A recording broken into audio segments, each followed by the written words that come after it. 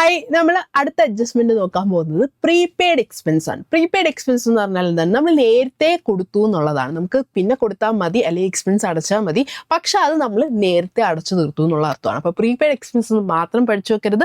Miss ഇവിടെ കൊടുത്തേക്കുന്നുള്ള deferred expense, unexpired expense, expense paid in advance, ഇങ്ങനെ എന്ത് ചോദിച്ചാലും മനസ്സിലാക്കിക്കോണം അത് പ്രീപെയ്ഡ് എക്സ്പെൻസ് എന്നുള്ളതാണ്. സോ നോർമലി നമ്മൾ ചെയ്യുന്ന പോലെ തന്നെ 3 കാര്യങ്ങളാണ് ഏത് അഡ്ജസ്റ്റ്മെന്റ് വന്നാലും ശ്രദ്ധിക്കേണ്ടത്. ട്രേഡിംഗ് പ്ലാനിൽ അതിൻ്റെ ട്രീറ്റ്മെന്റ് എങ്ങനെയാണ്, അതേപോലെ ബാലൻസ് ഷീറ്റിൽ എങ്ങനെയാണ് എൻ്റെ ട്രീറ്റ്മെന്റ്, ആൻഡ് ലാസ്റ്റ് ഏറ്റവും കൂടുതൽ തവണ ചോദിക്കുന്നതാണ് അഡ്ജസ്റ്റിംഗ് എൻട്രി എന്താണെന്നുള്ളത്. നമുക്ക് ഓരോന്നും നോക്കാം. ഫസ്റ്റ് തന്നെ ട്രേഡിംഗ് പ്ലാനിൽ അതിൻ്റെ ട്രീറ്റ്മെന്റ് എങ്ങനെയാണ് വരുന്നതെന്ന് ചോദിച്ചു കഴിഞ്ഞാൽ കൺസേൺ ആയിട്ടുള്ള എക്സ്പെൻസിൽ നിന്ന് നമ്മൾ കുറച്ചാണ് കാണിക്കുന്നത്. ഓക്കെ, ഔട്ട്സ്റ്റാൻഡിങ് എക്സ്പെൻസ് നമ്മൾ ആഡ് ചെയ്തിട്ടുണ്ടെങ്കിൽ പ്രീപെയ്ഡ് എക്സ്പെൻസ് നമ്മൾ ലെസ് ചെയ്താണ് കാണിക്കുന്നത്, ഡെബിറ്റ് സൈഡിലാണ് കാണിക്കുന്നത്.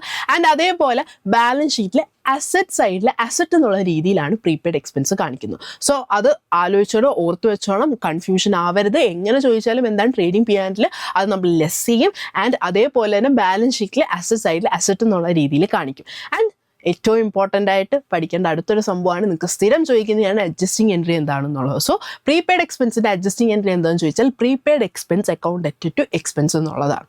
അപ്പോൾ ഇന്ന് മിസ് പറയാൻ പോകുന്നത് നിങ്ങളുടെ അഡ്ജസ്റ്റ്മെൻറ്റിലെ ഒരെണ്ണമായ ഔട്ട്സ്റ്റാൻഡിങ് എക്സ്പെൻസിനെ കുറിച്ചാണ്. നിങ്ങൾക്ക് ഇമ്പോർട്ടൻ്റ് ആയിട്ട് സ്ഥിരം ചോദിക്കുന്നത്, കുട്ടികളെല്ലാം എന്നോട് ചോദിക്കുന്നതാണ് ഏറ്റവും കൂടുതൽ ചോദിക്കുന്ന അഡ്ജസ്റ്റ്മെൻറ്റ്സ് ഏതാണെന്നുള്ളത്. അതിൽ ഏറ്റവും കൂടുതൽ ചോദിക്കുന്ന ഒരു അഡ്ജസ്റ്റ്മെൻറ്റ് ആണ് ഔട്ട്സ്റ്റാൻഡിങ് എക്സ്പെൻസ് എന്നുള്ളത്. സോ അതെന്താണ്, P&L അല്ലെങ്കിൽ ട്രേഡിങ്ങിൽ, അതേപോലെ ബാലൻസ് ഷീറ്റിൽ എൻ്റെ ട്രീറ്റ്മെൻറ്റ് എങ്ങനെയാണെന്നുള്ളതും അഡ്ജസ്റ്റിംഗ് എൻട്രി എങ്ങനെയാണെന്നുള്ളതാണ് നമ്മൾ നോക്കാൻ പോകുന്നത്.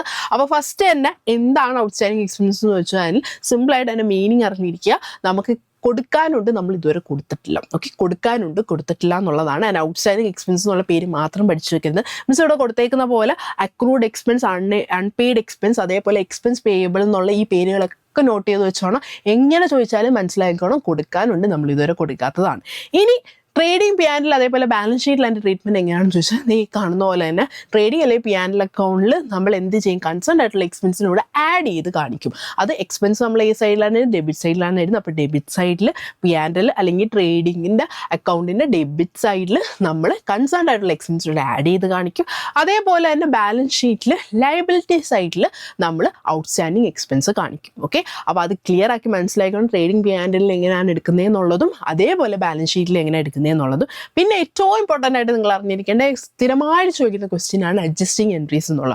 ഓരോ ഇതും കൊടുത്തിട്ട് ഏതാണ് എൻ്റെ അഡ്ജസ്റ്റിംഗ് എൻട്രി അല്ലെങ്കിൽ ജേർണൽ എൻട്രി എന്നുള്ള രീതിയിൽ ചോദിച്ചു കഴിഞ്ഞാൽ ഈ കൊടുത്തേക്കുന്ന പോലെ എക്സ്പെൻസ് അക്കൗണ്ട് ഡെറ്റ് ടു എക്സ്പെൻസ് ഔട്ട്സ്റ്റാൻഡിങ്. സോ ഒരു അഡ്ജസ്റ്റ്മെൻറ്റ് എടുത്തു കഴിഞ്ഞാൽ ഈ ഒരു 3 കാര്യങ്ങളാണ് നിങ്ങൾ ശ്രദ്ധിക്കേണ്ടത്. സംഭവം എന്തൊക്കെയാണ്, ട്രേഡിംഗ് P&L എങ്ങനെയാണ് അതിൻ്റെ ട്രീറ്റ്മെൻറ്റ്, ബാലൻസ് ഷീറ്റിൽ എങ്ങനെയാണ് ട്രീറ്റ്മെൻറ്റ്, അതേപോലെ അഡ്ജസ്റ്റിംഗ് എൻട്രി എന്താണെന്നുള്ളത്. Thank you.